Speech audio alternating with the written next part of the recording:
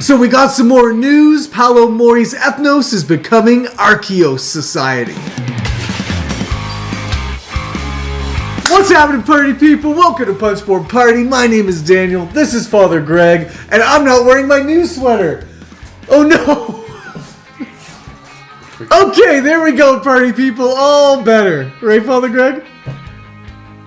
So this news is a big Paolo Mori celebration fest for us. We love Paolo Mori. Yep. Kind of Dogs of War is kind of my go-to Paolo Mori game. I'd say Libertalia. Yeah, definitely. That's probably yours for go-to. We have both played Ethnos, and we were both kind of surprised to see that it was getting a re-implementation as Archeos Society. And so we don't know a lot about this game, as per usual with these videos. Yep, that's true. I feel like I actually know a lot about this game. Because it just sounds like Ethnos. That's right. So I feel actually like this is the new segment I know the most about. That's right. We've ever done. That's right. So when you read the description of Archeos Society, you're going to see that it's basically beat for beat Ethnos. Right. And we both played Ethnos. We enjoy Ethnos. I first was introduced to Ethnos in a time in my life where I was not anywhere near good at area control. And so I was just obliterated and had a miserable time. But now I love area control. And so I'm very excited. But I don't know if I'm excited for this re-implementation or if I'm just excited to play Ethnos again. Yeah, I mean, I like Ethnos. So, I don't know that I need a re-implementation of it. But, You don't have to do this anymore. This thing is ridiculous. There we go. He's just getting cold.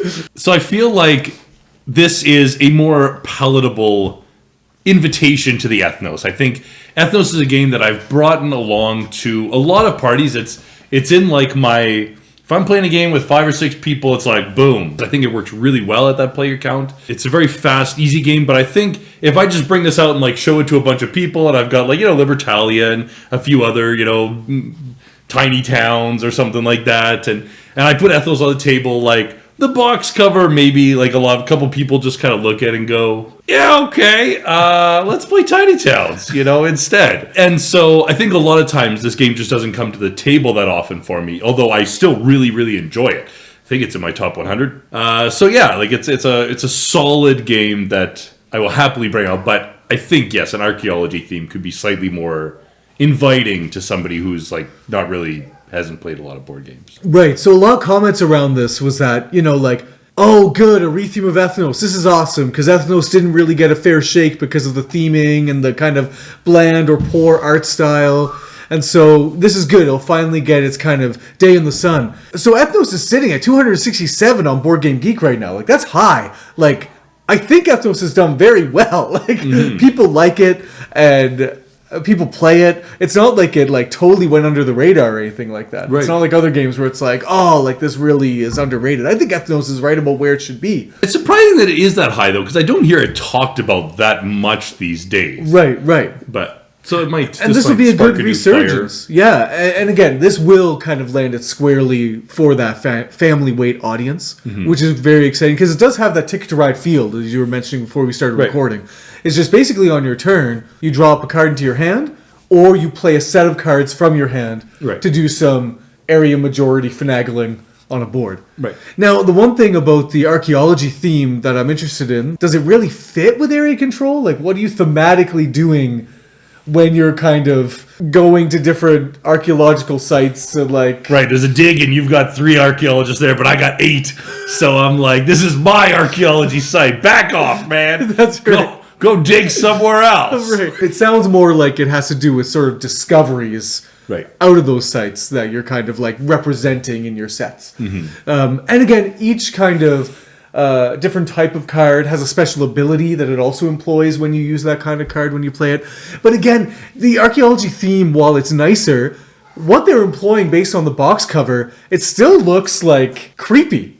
Right, you're discovering kind of like weird cursed artifacts. That's right. And like it looks like Ink and Gold. If you ever played like the old copy of like Ink and Gold. Yes, for sure. So it still has that bit of like a what are we getting into vibe, which is like if you were going to go archaeology theme, like just like get Vintage or Trade to do the art, like everybody else does, and everything's going to be fine. That's right. But party people, this is good news for us. We're excited to get another round at Ethnos, and heck, we'll just start playing Ethnos ourselves before it comes out. But this is coming June 2023, so it's not Kickstarter, it's not GameFound. This is just straight to retail. And there's a thread on Board Game. There's a thread on Board Game Geek right now saying that you can ask them anything about the game, and they'll answer all of your questions in May. So it's the end of February, early March right now. So get on that thread and ask all your questions and wait a couple months. But let us know, party people. Are you excited for this news? Is Ethnos a game that you've played, that you've enjoyed? Are you excited about the retheme? Would you rather just be playing the kind of medieval fantasy creature theme that was originally Ethnos? Let us know in the comments down below. And please, if you like this content and you want to see more, subscribe to the channel, share the video, like the video. And until next time, party people. Have an ethnocentric day.